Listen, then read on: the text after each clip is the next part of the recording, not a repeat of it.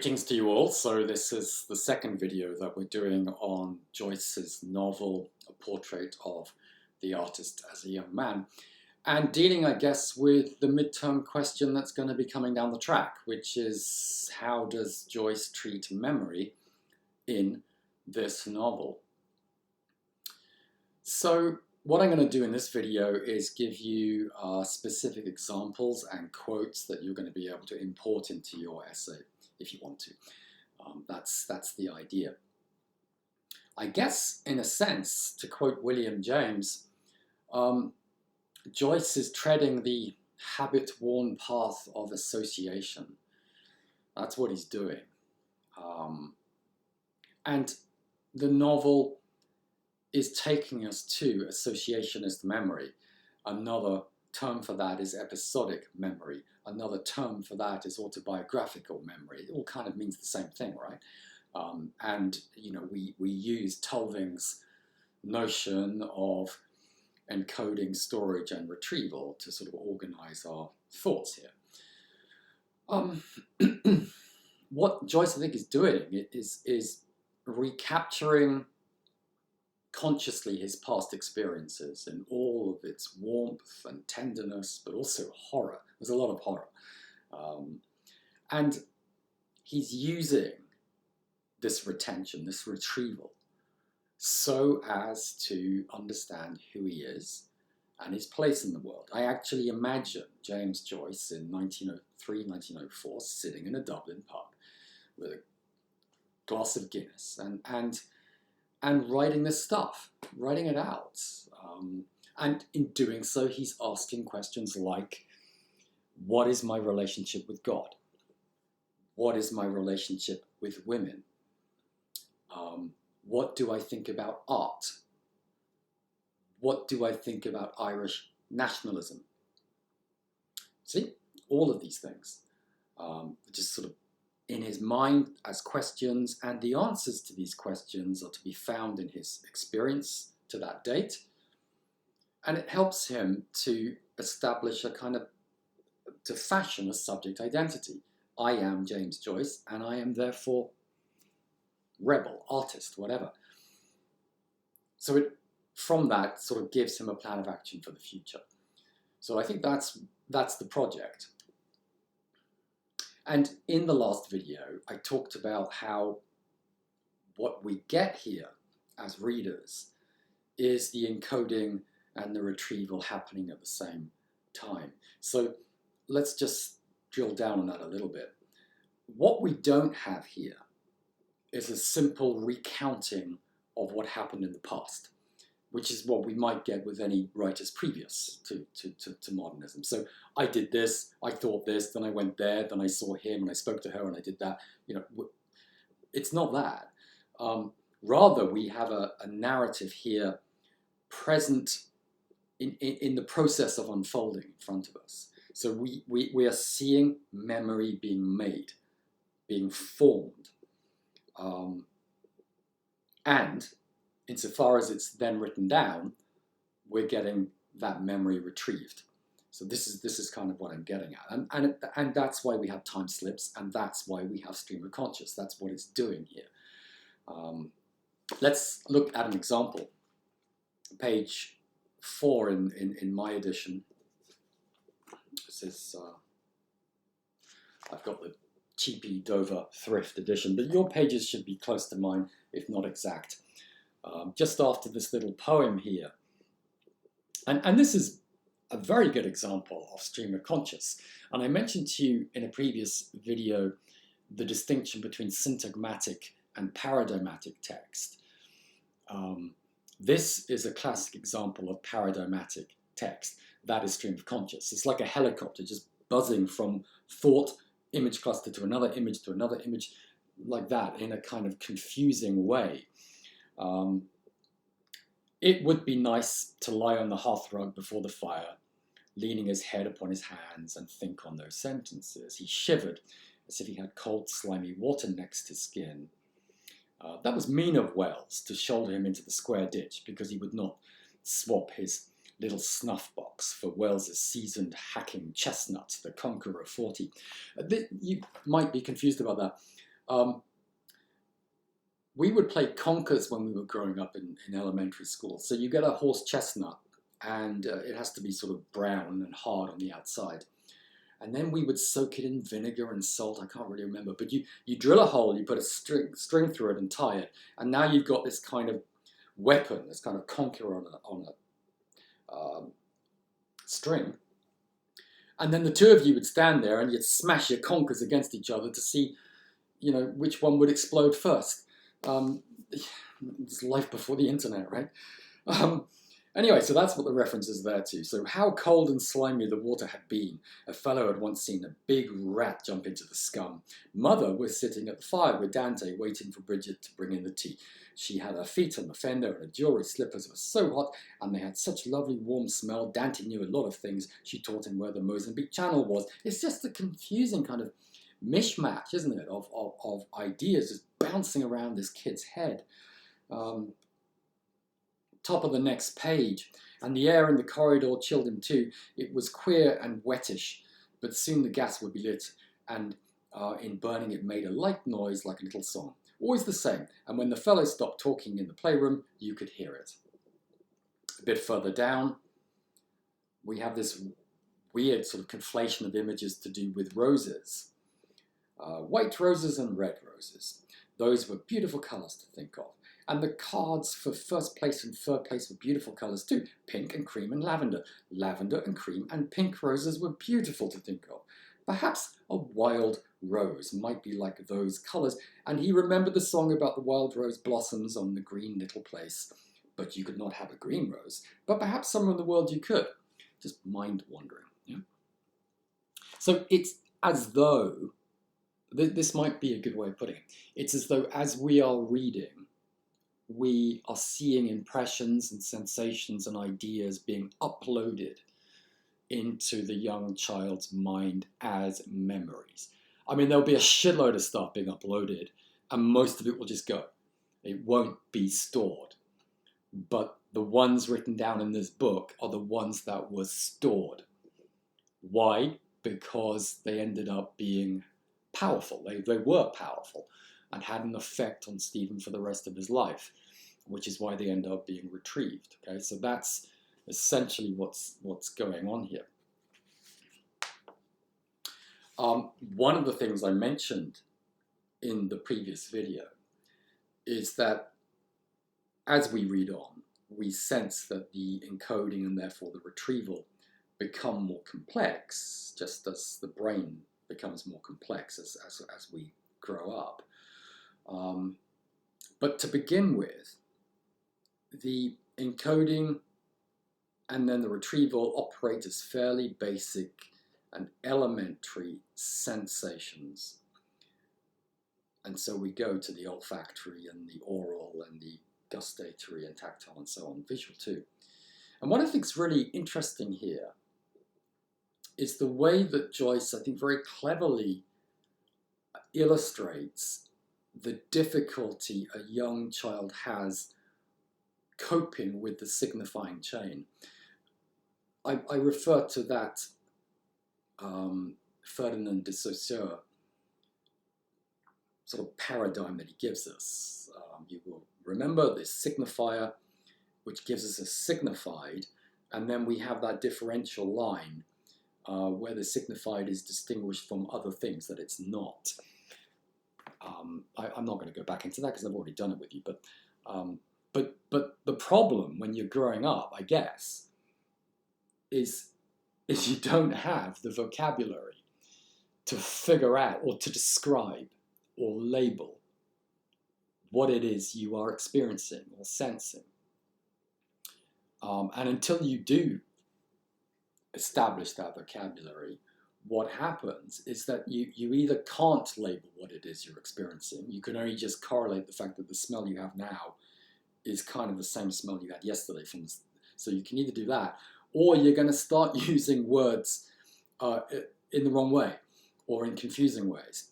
And I mean, look at what happens on page 1.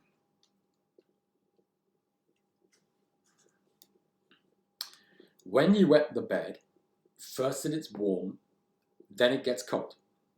his mother put on the oil sheet. That had the queer smell. His mother had a nicer smell than his father. So these are very basic descriptors. Queer, nicer, that's all he's got at the moment. And so that's what he's using to as the signified, if you like. But it can cause sort of chronic problems in the mind of a young kid when he comes across a word which is kind of challenging, difficult. I like what happens with the word ivory. Let's just go to 23.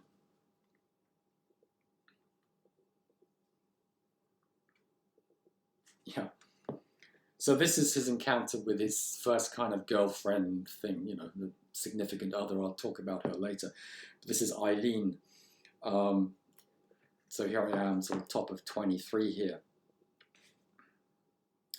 So he's not allowed to play with Eileen because she was Protestant. And obviously Stephen is in a Catholic family. And Dante says that when she was young, she knew children that used to play with Protestants, and the Protestants used to make fun of the Litany of the Blessed Virgin. Tower of Ivory, they used to say. House of Gold. That was, you know this, right? But that was the point about, one of the key points of the Lutheran Protestant Reformation is that we should do away with all the money being spent by the Catholic Roman Church in its idols and its stained glass and its all that sort of stuff, right? So hence the pejorative Tower of Ivory. But in the young formation of this mind, it's a problem Stephen's got. It's like, how could a woman be a Tower of Ivory or a House of Gold? He can't figure out the signifiers here. Who was right there? And he remembered the evening in the infirmary in Clongowes, the dark waters, the light at the pierhead, and the moan of sorrow from the people when they'd heard that would be the death of Parnell, the politician. So Eileen had long white hands. One evening when playing tag, she put her hands over his eyes, long and white and thin and cold and soft. That was ivory, a cold white thing. That was the meaning of Tower of Ivory for the child. Comes back to us on page 28.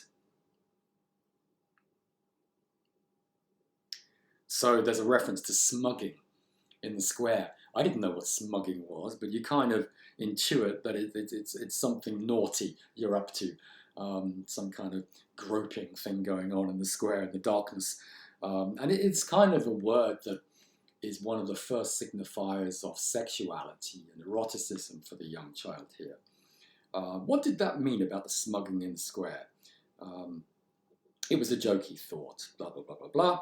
And then a bit further down, and one day Boyle had said that an elephant had 2 tuskers instead of 2 tusks, and that was why he was called Tusker Boyle. But some fellows called him Lady Boyle because he was always at his nails, paring them.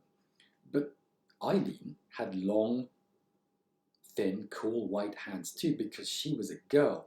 And they were like ivory, only soft. And we're back to the bloody ivory thing. But do you see how he's connecting it to the elephant tusks now? So it's as though he's starting to make these connections or associations as he's, you know, forming and growing here.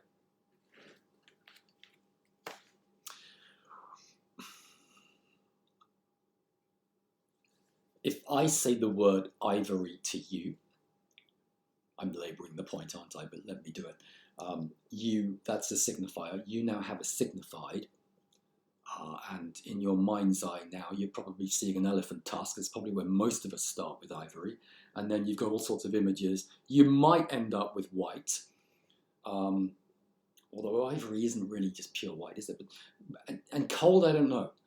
And then you've got the differential. Ivory is not ebony. Ivory is not whatever. But you can see how we have a very early sort of formation of a signified for Stephen here. Whatever ivory is, it's a hell of a lot more than just cold and white. Okay, so you know, he's still on his way with this. Let's stay with young Stephen and trace his stream of conscious as he starts to make associations with other triggers, and I'm giving you examples here that you can use in your essay, right? So one of them that struck me was the oral trigger, the sound of the cricket bat, which he associates with the pandybat. The pandybat is the thing that I guess you would be punished with, you know, as like a whip type thing. So what we see is how these sounds are associated in a way that lead him to something good and reassuring, but also something sinister and rather terrifying. And we see this happen a lot with Stephen. With water, for example, you probably noticed water can be soothing, calm, and beautiful, and lovely waves in the ocean, da da da da, or it's that slimy, brackish, horrible ditch that he was thrown into as a kid, right? So it's, you know, we have that happening a lot. 29, we have the introduction of the cricket bat and the ball, the hard leather ball on the cricket bat. Pick, pock, pick, pock. There it is. On page 40, it's a kind of reassuring sound in Stephen's mind. This is at the bottom of chapter 1 here. The fellows were practicing long shies and bowling lobs and slow twisters, different types of bowling. In the soft grey silence, he could hear the bump of the balls, and from here and from there, through the quiet air, the sound of the cricket bats. Pick, pock, pock, puck, like drops of water in a fountain falling softly in the brimming bowl. This is calm, but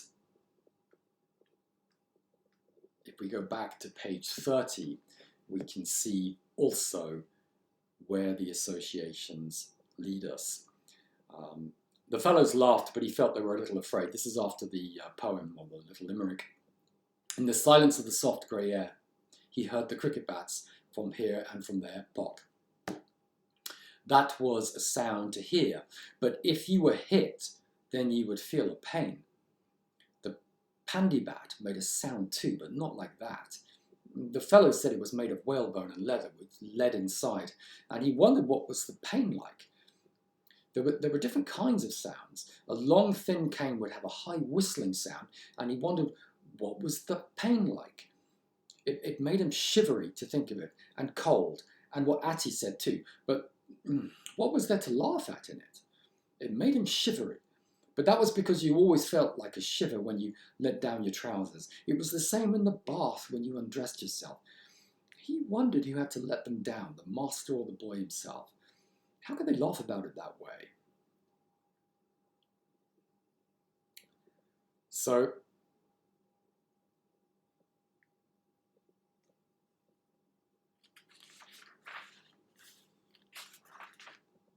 on 34, 2 pages later, we actually get this terrifying moment, which I can relate to because I remember being slippered in elementary school. We were wearing these shorts, and I don't know what I did. Well, I do, but I'm not going to tell you. Anyway, I was called up to the front of the school by Mr. Hopkins, and he said, "Creswell, bend over." And I bent over, and he got the slipper out and thwacked me twice on the back of the thighs. And I remember not so much the pain, but the terrible humiliation and shame that it gave me for the rest of the day. I couldn't even sleep that night. I suppose I must have been, 7, 8 years old? I think I recovered. But, you know, I read this. It makes me smile in an awkward way. Stephen closed his eyes and held out in the air his trembling hand with the palm upwards. He felt the prefect of studies touch it for a moment at the fingers to straighten it, and then the swish of the sleeve of the soutane as the pandybat was lifted to strike. A hot, burning, stinging, tingling blow like the loud crack of a broken stick made his trembling hand crumple like a leaf in the fire. And at the sound and the pain, scalding tears were driven into his eyes. His whole body was shaking with fright. His arm was shaking, and his crumpled, burning, livid hand shook like a loose leaf in the hair. It's wonderful writing, this, I think. A cry sprang to his lips, a prayer to be let off, But though the tears scalded his eyes and his limbs quivered with pain and fright, he held back the hot tears and the cry that scalded his throat. Other hand. For God's sake, one isn't enough. Not when you're at a Jesuit school, right? And now the scalding water burst forth from his eyes, and burning with shame and agony and fear, he drew back his shaking arm in terror and burst out into a whine of pain. His body shook with a palsy of fright, and in shame and rage he felt the scalding cry come from his throat and the scalding tears falling out of his eyes and down his flaming cheeks. What we should note here, though, in this transformative moment for Stephen, is not just the guilt, not just the shame or fear. I'm not sure guilt is there, but the rage, the anger. It's an important signifier of who Stephen is to become here. And further on, this kind of soundscape in the young boy's mind is going to take us to where it always takes us, where all his important memories seem to tunnel back to, and it's that moment when he's thrown into the ditch. Let's look at page 30. And I think I've already been here, haven't I? So we have the pandybat. He's thinking about the sound it makes. He associates it with fear. And he associates it with shivering and with water.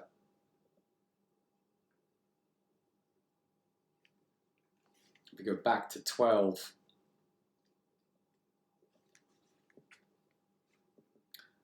about a third of the way down my page 12, he crouched down between the sheets, glad of their tepid glow. He heard the fellows talk among themselves about him as they dressed for mass. It was a mean thing to do, to shoulder him into the square ditch, they were saying. Further down the page, it was not Wells's face, it was the prefect's. He was not foxing. Foxing means deceiving. No, he was sick, really. He was not foxing, and he felt the prefect's hand on his forehead, and he felt his forehead warm and damp against the prefect's cold, damp hand. That was the way a rat felt, slimy and damp and cold. Every rat had two eyes to look out of, sleek, slimy coats, little feet tucked up to jump, black, shiny, slimy eyes to look out of. They could understand how to jump, but the minds of rats could not understand trigonometry. When they were dead, they lay on their sides. Their coats dried them. They were only dead things. So we've got ditch, well, the sounds have taken them to the ditch, to the water, to the coldness of it, to the shivering of it, the feverishness of it, to the horror of it, which is connecting to rats, and ultimately this ditch takes us to images and associations with death and with mortality.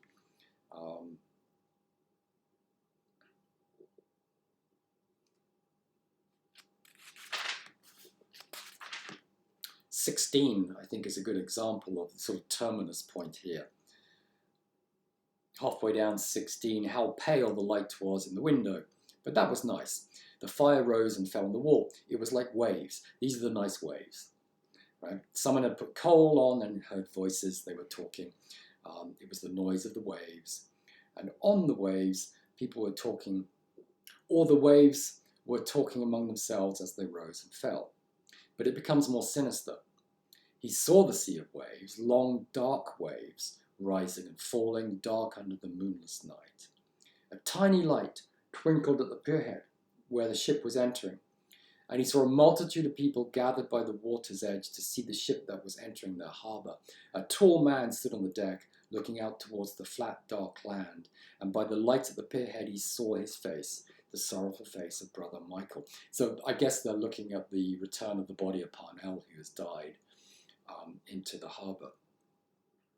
He saw him lift his hand towards the people and heard him say, a loud voice of sorrow over the waters, "He's dead."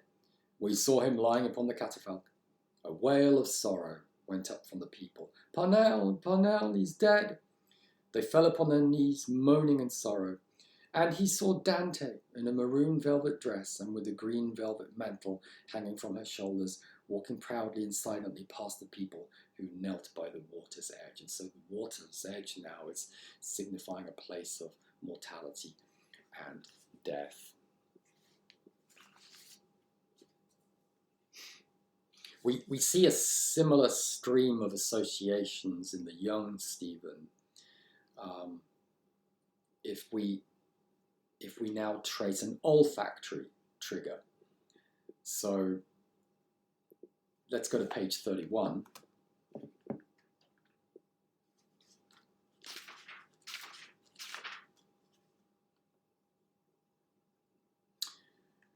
And this is the smell, or the smells, that Stephen starts to associate with his school, with the church, and with the priest.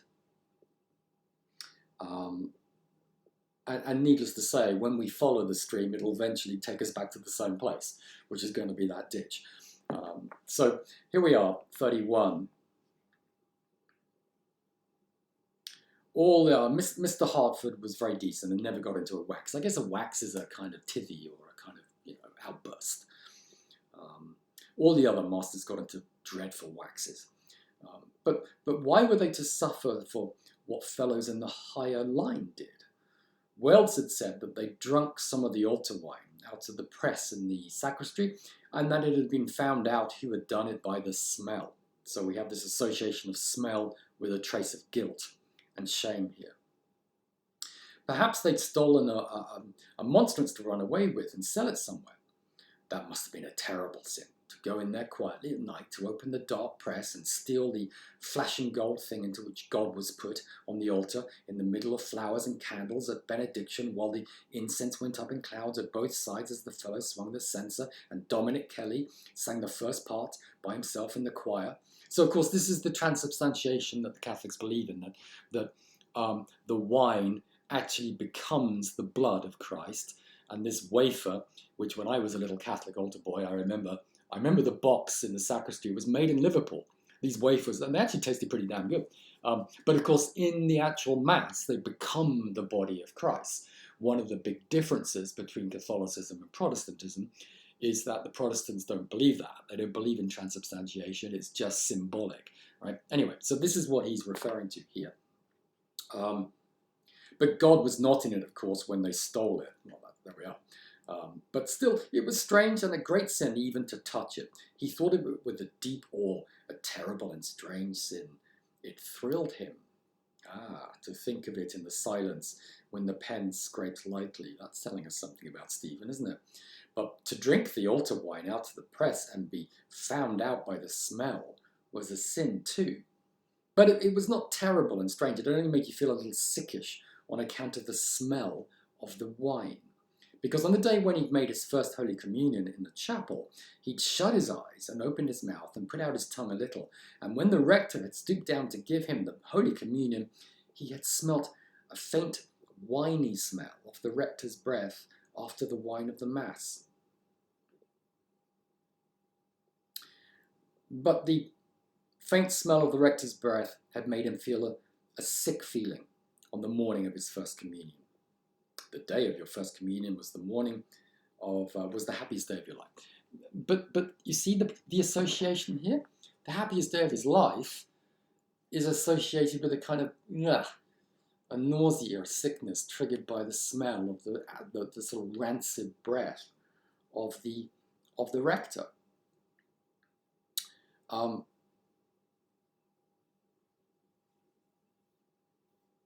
The older Stephen gets, these associations become more complex. The encoding and retrieval is more complex, but the olfactory is still very powerful. And it sort of builds later in life on this episode that we just read here. If we go to chapter 4, page 115, we'll see this happening.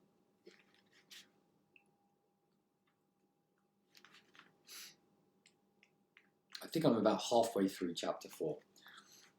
So page 115 in my edition. And the context here is that Stephen is 16 years old now, and he's at this Jesuit college, Belvedere. and figuring out if he's going to be a priest. That's the offer that's being made to him. He's obviously a very smart guy, and he's got to now think about this. So as he descended the steps, the impression which effaced his troubled self-communion was that of a mirthless mask reflecting a sunken day from the threshold of the college. The shadow then of the life of the college passed gravely over his consciousness. It was a grave and ordered and passionless life that awaited him, a life without material cares. He wondered how he would pass the first night in the novitiate. That's the college where priests study, people to become priests. And with what dismay he would wake the first morning in the dormitory. The troubling odour, smell, of the long corridors of Clongowes came back to him, and he heard the discreet murmur of the burning gas flames. At once, from every part of his being, unrest began to irradiate. A feverish quickening of his pulses followed, and a din of meaningless words drove his reasoned thoughts hither and thither confusedly. His lungs dilated and sank as if we were inhaling a warm, moist, unsustaining air, and he smelt again the moist, warm air which hung, guess where, in the bath at Clongowes, above the sluggish, turf-coloured water.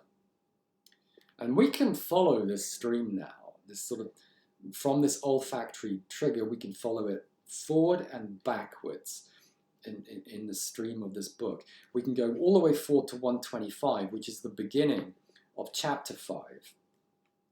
He drained his third cup of watery tea to the dregs and set to chewing the crusts of fried bread that were scattered near him, staring into the dark pool of the jar. The yellow dripping had been scooped out like a bog hole, and the pool under it brought back to his memory the dark, turf-coloured water of the bath in Clongowes. Well, the bath water in Clongowes is only substituting for the brackish, disgusting water in that ditch. Let's go back to page 7.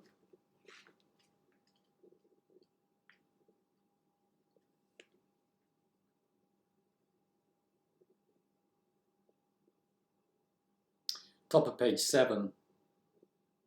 He did not like Wells's face. It was Wells who had shouldered him into the square ditch the day before because he would not swap his little snuff box for Wells's seasoned hacking chestnut. The conqueror of 40, it was a mean thing to do. All the fellows said it was, and how cold and slimy the water had been, and a fellow had once seen a big rat jump plop into the scum. The cold slime of the ditch covered his whole body, and when the bell rang for study and the lines filed out of the playrooms, he felt the cold air of the corridor and staircase inside his clothes. And then back to page 12, and I think we're sort of coming back full circle to where we were. It was a mean thing to do to shoulder him into the square ditch. And then we have the actual illness afterwards, with the prefect touching his face.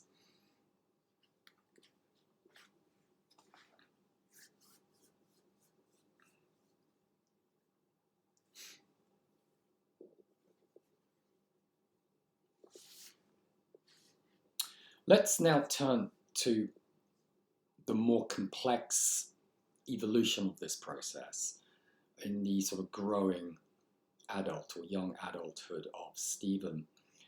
And as we do this, we start to see that the signifiers, the encoding starts to import more cultural and communal references.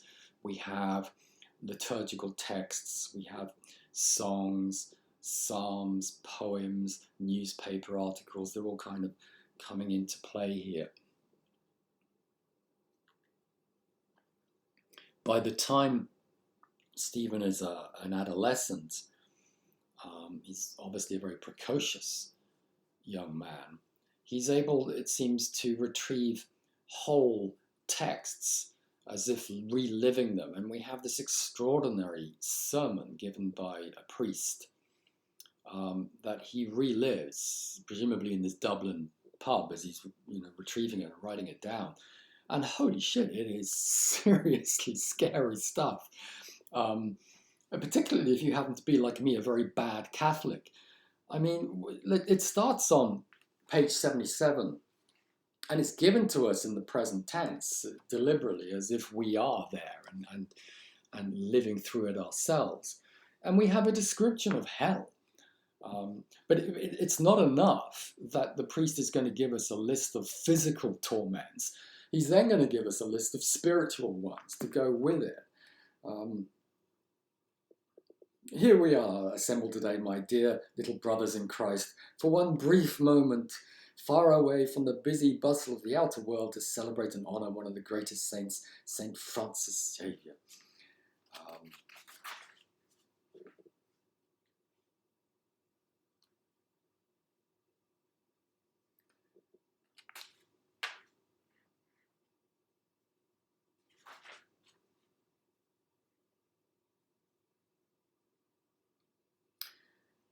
Right.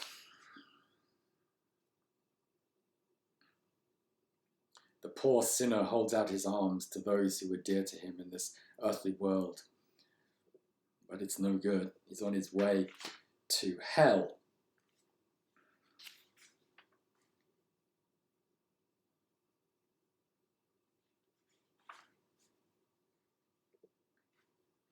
Now, I'm page 85 here. Let us try for a moment to realize, as far as we can, says the priest, the nature of that abode of the damned, which the justice of an offended God has called into existence. So we have darkness, but it's not just darkness, it's total darkness, right? All right, and then we have disgusting smells, like a putrid corpse that's been rotting and decomposing in the grave, a jelly-like mass of liquid corruption. And then imagine the sickening stench multiplied a millionfold. All right, so we got bad smells multiplied a millionfold. But this, of course, is not the greatest torment, because then we have fire. But this is not just earthly fire, which consumes quickly. This is a fire that's going to consume us forever. And it's going to be inside us and tear away at our vitals.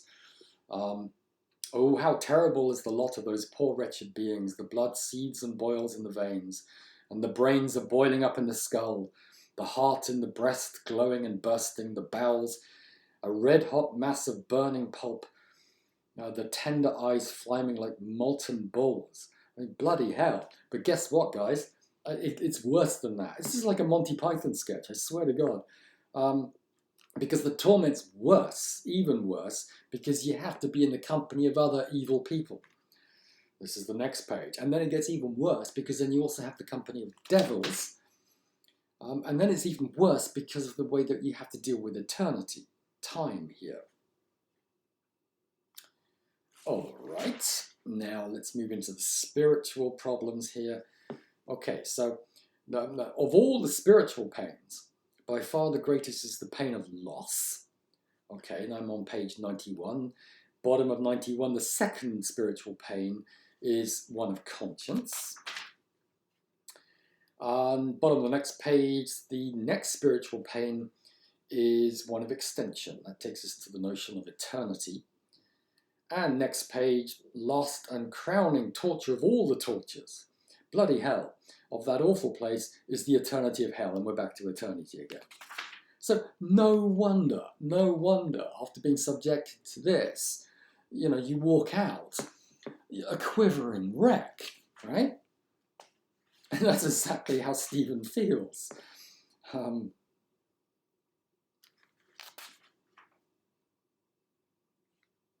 He closed the door, walking swiftly to the bed, knelt beside it and covered his face with his hands. His hands were cold and damp, and his limbs ached with chill.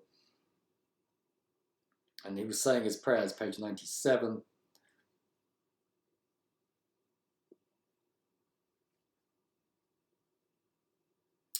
The olfactory is everywhere, isn't it? So next page, 98, a field of stiff weeds and thistles and tufted nettle bunches. Thick among the tufts of rank, stiff growth lay battered canisters and clots and coils of solid excrement. A faint marsh light struggling upwards from all the audio, which is like a disgusting smell, through the bristling grey-green weeds, an evil smell, faint and foul as the light curled upwards sluggishly out of the canisters and from the stale crust dung.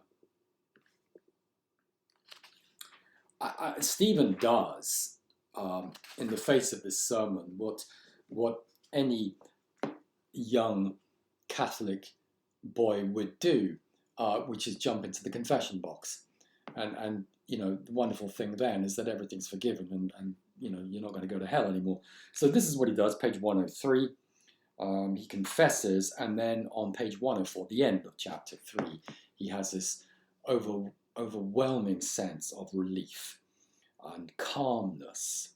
So last page here, the muddy streets were gay. He strode homeward, conscious of an invisible grace, pervading and making light his limbs. In spite of all he'd done it, he confessed, and God had pardoned him.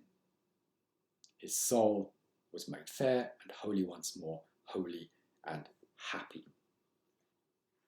But as we know, having read this novel, it's only a temporary relief, because very quickly as we enter the next chapter, we're driven back to that basic dilemma that the young Stephen adult faces, which is the need to live a life of appetite and love and desire and lust and individual creativity set against the religious code which precludes all of that, and denies him these activities. And ultimately, of course, as we know, Stephen rejects the priesthood. He turns his back on religion. He's able to do that. And we should understand that this is not just because of a carefully reasoned argument made by an intelligent young man. It is that, of course. But we should also understand that this is a decision, a rejection, that has its roots in the encoded horrors that he's been tunneling back to, where he associates religion with school, with authority, with oppression, with rancid smells, with shivering cold waters and ditches and rats. These are the associations that he cannot escape from. One last one I'll give you, because I think it's quite nice. 110, he's standing in front of the director of the Jesuit school in Belvedere. The director stood in the embrasure, the sort of alcove of the window, his back to the light, leaning an elbow on the brown crossblind, and as he spoke and smiled, slowly dangling the looping and looping the cord of the other hand. It's like a cord, it was his binding, right? Like a noose. Stephen stood before him, following for a moment with his eyes the waning of the long summer daylight above the roofs on the slow deft movements of the priestly fingers. The priest's face was in total shadow, but the waning daylight from behind him touched the deeply grooved temples and the curves of the skull. So it's almost as though he's seeing through into the mortal skull-like presence. And all the way back to 38, if you like, we are tunneling back here. It's no surprise that that image comes to Stephen, because when he goes to see the rector as a young boy, riled up with angst and injustice, he knocks on the door. This is bottom of 38. Turned the handle and opened the door and fumbled for the handle of the green baize door inside. He found it and pushed it open and went in. He saw the rector sitting at a desk writing. There was a skull on the desk. And, of course, a strange, solemn smell in the room, like the old leather of chairs. So there's the skull and the kind of weird smell. And it's all just working and being encoded and sort of fermented and gestating in the mind of Stephen as he grows up.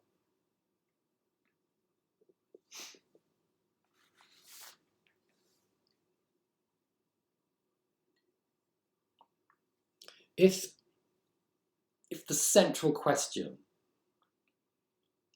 that Stephen has been dealing with, that we've been looking at so far, is what is my relationship with God? And we kind of arrive at the answer to that question, right? Another key question I think he's asking himself is, what is my relationship with women?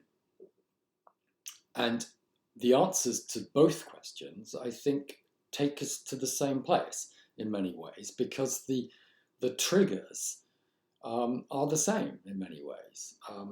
Some images of purity and beauty and calmness, but also we have a sort of encoded image cluster of which takes Stephen to guilt and confusion and shame. And these are, I think, the triggers that take him into his relationships with women. His first significant other, female other, apart from his mother and Dante, seems to be this little girl called Eileen. It's fascinating the way that she's encoded in Stephen's mind. Eileen comes with it, the word Eileen seems to come with it signifiers that take Stephen to images of purity and beauty and attractiveness, but also transgression and threat and a little bit of fear too.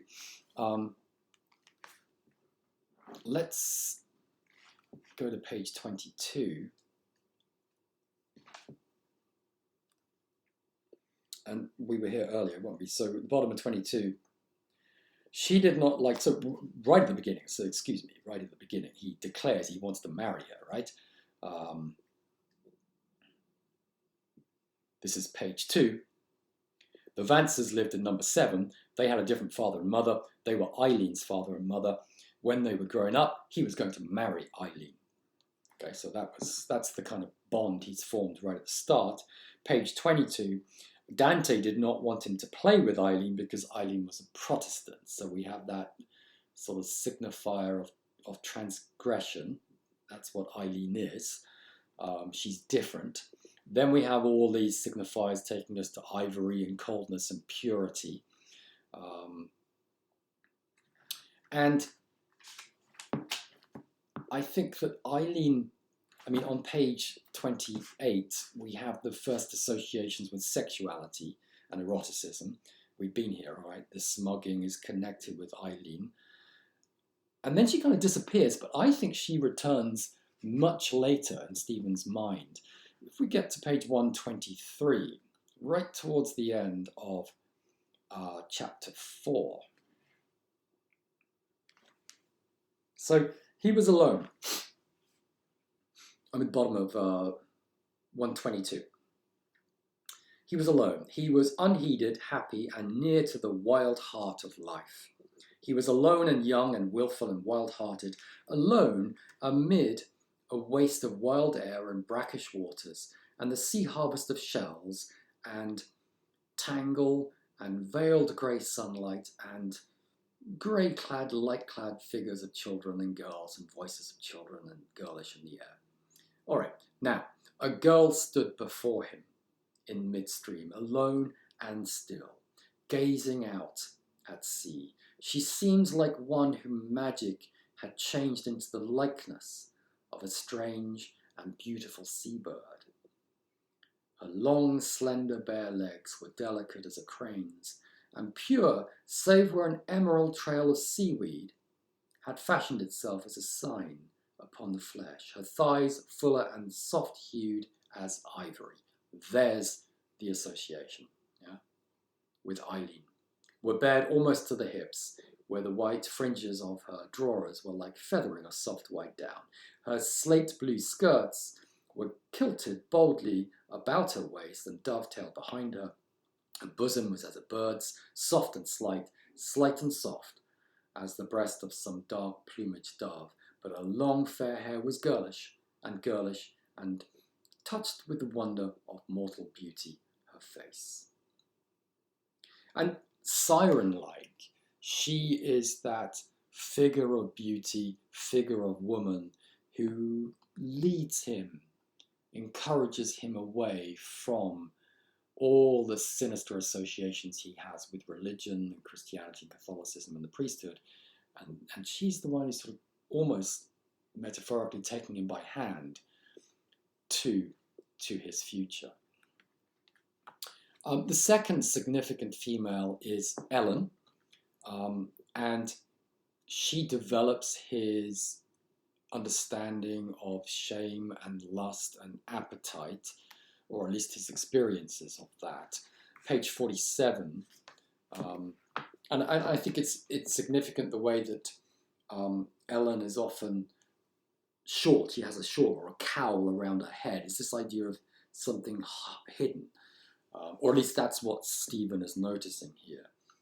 In the hall, the children who'd stayed latest were putting on their things. The party was over. She had thrown a shawl about her, and as they went towards the tram, the sprays of her fresh, warm breath flew gaily above her cowled head, and her shoes tapped blithely on the glassy road. So they're on the tram. Stephen is obviously very attracted to her.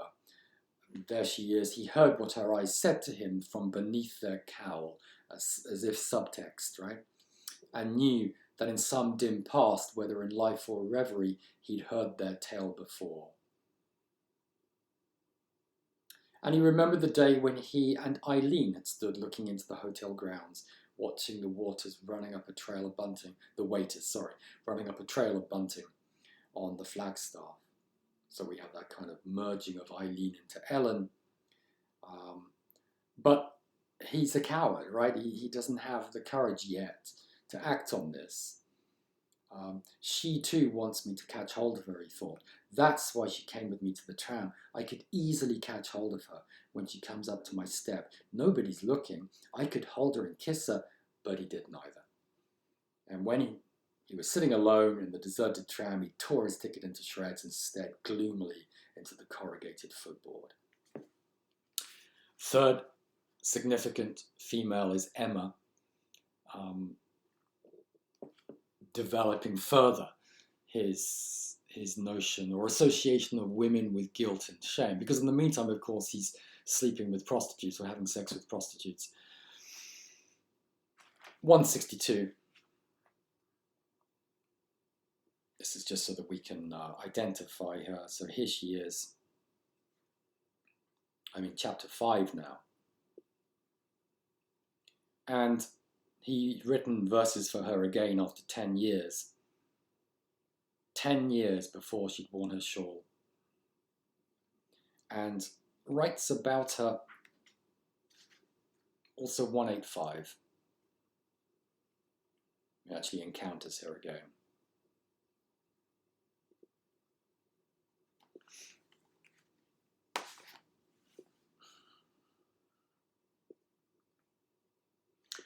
You know, it's interesting to think about Stephen's relationship with women.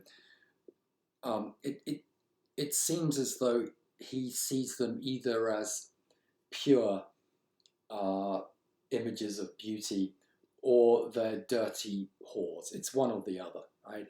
It's, and you will have your own views on that. But it reminds me of Simone de Beauvoir and her fabulous book, The Second Sex, where she actually sketches out for us the history of the way women are portrayed in Western literature and art, as if you like sketching out the patriarchal objectification of women as either Virgin Mary or whore Eve. And this, I think, is central to Stephen's experience and interaction with women, and it may help us actually interpret him in that sense. I think he shuttles between the two in, frankly, not a very healthy way, it seems. Finally, going back to what I mentioned in the previous video, we need to understand or remind ourselves that as a modernist, Joyce, of course, is doing all of this, writing all of this down so as to, you know, ask himself, who am I, what am I? And I think that what he realizes in the course of this process of retrieval is that he's an artist. It's a kind of realization that he arrives at. And I think that we can identify Stephen as a rebel and as an artist. And after all, that's the title of the book, isn't it? That's the book, in a sense, is how did I come to be an artist, a writer called James Joyce. His childhood, as we've seen, is very much a sort of navigation through moments of fear and threat. But there are moments from very early childhood where it's clear that Stephen is not meek. Sometimes he's a coward, sometimes he backs away, sometimes he can't fight, but there are other times when he does. He summons up the courage so to do. And the obvious example for us to go to is that encounter with the rector, page 38. So Stephen feels the victim of a great injustice. You know, his spectacles have been broken. He's been, you know, abused and beaten by one of the masters, completely unfairly, because the master wasn't prepared to hear his excuse. You remember, when I was at Presentation College, which was a school of monks, basically, a Catholic boarding school. I guess I was one of these little boys, and I ran across the quad, the grass, because otherwise I was going to be late for class. And one of the priests saw me from an upper window. It saw this little boy in a little purple blazer running across the grass. And he actually went into every division of the first year. I think there were like 4 or 5 classes, and I was in one of them. And he went into each class and he said, I saw a little boy running across the quad 5 minutes ago. You know you're not supposed to do that. Who was it? And if you don't come forward, I'm going to make you all write out 100 lines. So, you know, being the upstanding young chap that I am, I stood up and admitted my guilt, and I had to write out 100 lines, you know, I shall not run across the grass. All right, this is the situation. I just felt profoundly victimized as a result of this. And so it is with Stephen, right? And so he summons up the courage. I don't think I ever had this courage, really, to knock on the door and complain. And there he is, and he's, you know, good for him. The rector held his hand across the side of the desk where the skull was, right? And Stephen, placing his hand on it for a moment, felt in a cool, moist palm. Good day now, said the rector, withdrawing his hand and bowing. Good day, sir, said Stephen. He bowed and walked quietly out of the room, closing the door carefully and slowly. So he's fought his case and he's won. And of course, when the fellows find out, it's hurrah, hurrah, well done. You know, Stephen's a hero. There's the rebel, right? He's just not going to go along with this bullshit.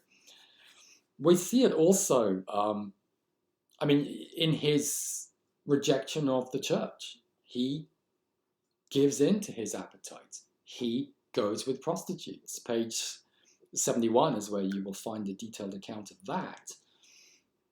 And quite a bit later, we find that Stephen refuses to bow to peer pressure. He's not going to. He's his own man. Look at 142. Chapter 5 we're in now. They've got this kind of testimonial that they want everybody to sign. Halfway down. So the next business is to sign the testimonial. Will you pay me anything if I sign? Asked Stephen. I thought you were an idealist, said McCann. And, Stephen is just not going to go along with their peer pressure and to just following the line of Irish nationalism. Next page, 144. My signature is of no account, he said politely. You're right to go your way, leave me to go mine. And then,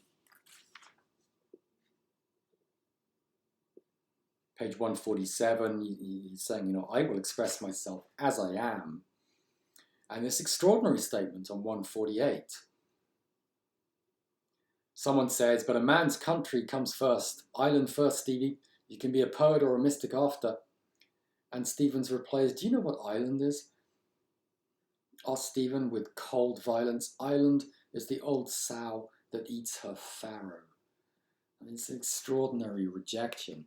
But whether you agree with it or not, like it or not, it's strong. It's strong. Here is Stephen the rebel. And Stephen the rebel becomes Stephen the artist, which is kind of set up by the key signifier, which is his name, Daedalus. Weird name, isn't it? Right? So you should be exploring that as literature students. Why Daedalus? Well, Daedalus is the craftsman of Icarus's wings. Daedalus is the craftsman of the Minotaur's labyrinth in Greek myth. We'll come back to the labyrinth when we get to Jorge Luis Borges down the track. Stephen is simply an oddball. But I think that, I'm just trying to find this bit here. Yeah, this is a nice passage, 108. So chapter 4 again, about three pages from the end of chapter 4. To merge his life in the common tide of other lives, was harder for him than any fasting or prayer.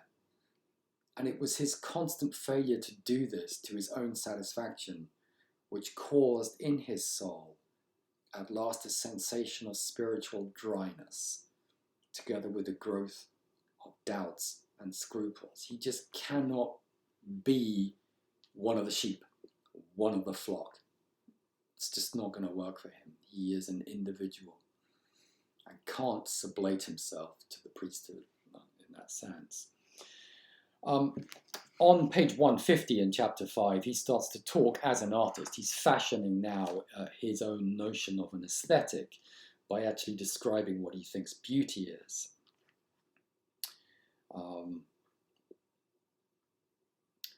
Beauty expressed by the artist cannot awaken in us an emotion which is kinetic or a sensation which is purely physical. It awakens, or ought to awaken, or induces, or ought to induce, an aesthetic stasis, an ideal pity or an ideal terror, a stasis called forth, prolonged, and at last dissolved by what I call the rhythm of beauty. About halfway down, to speak of these things and to try to understand their nature, and having understood it, to try slowly and humbly and constantly to express, to press out again from the gross earth, or what it brings forth, from sound and shape and colour, which are the prison gates of our soul, an image of the beauty we have come to understand. That is art. And at the bottom here of 150, art, said Stephen, is the human disposition of sensible or intelligent matter for an aesthetic end.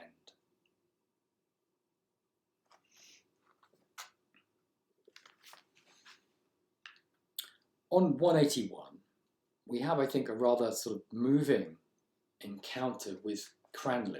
Cranley seems to be the only real friend, if we can call it that Stephen has at this point in his life. And this is a very sort of alarming and revealing passage, because it takes us to the loneliness of the artist and the challenge of that life.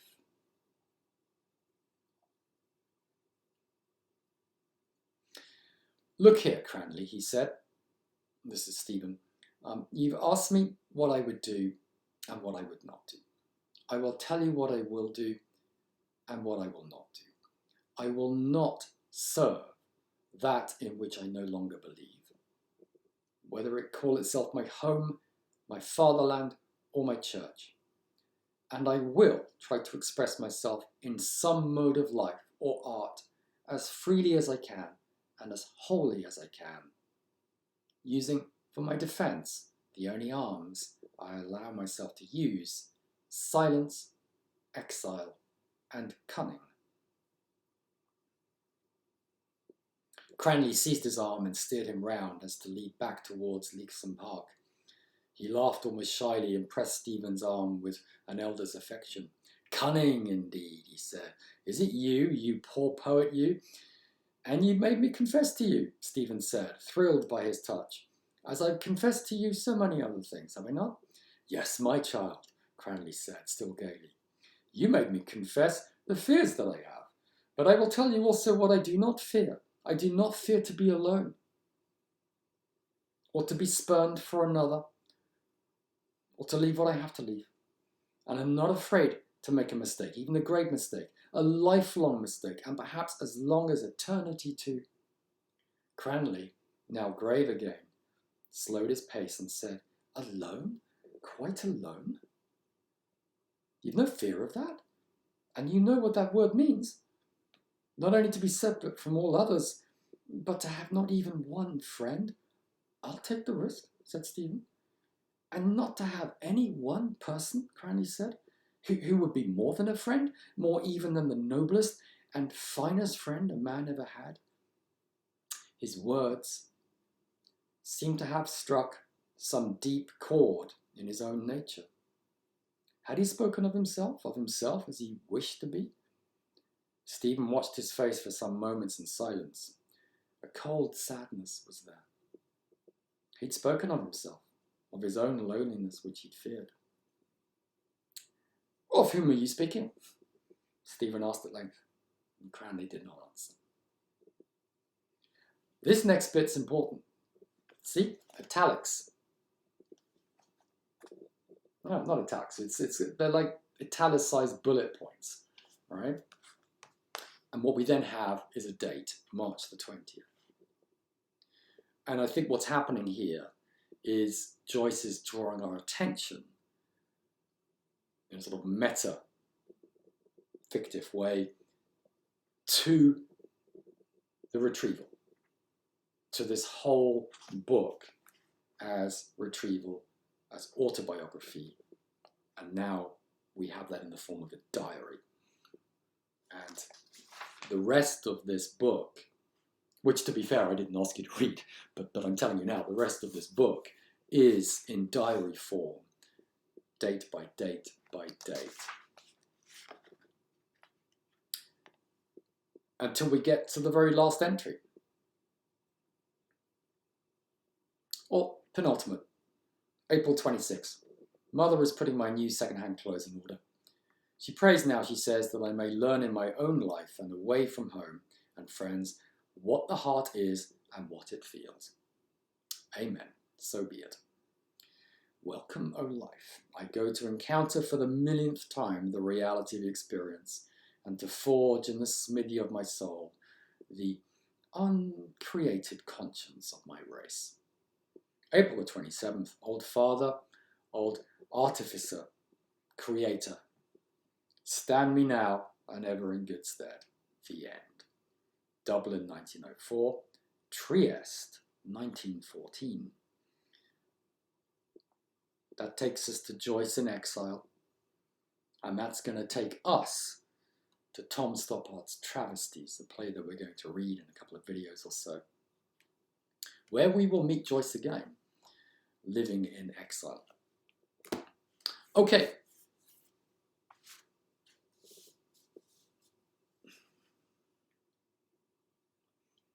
This has been a rather intense session, I suppose, or not, I don't know. But anyway, the good news is that the next video is actually going to be a film. In class, I show a DVD of the film, The Importance of Being Earnest. And I think it's a good way to kind of segue into where we go next, the play by Oscar Wilde. It would be good to watch a film. I'll send you a link. And it's only 1 hour and a half long or something. So it'd be good to sort of understand the play in that way, and relaxing and amusing. It is very light and amusing, I think. And then we will get into dissecting what Wilde is doing when I next meet you in our next video. Okay, enough for today. See you next time. Thank you.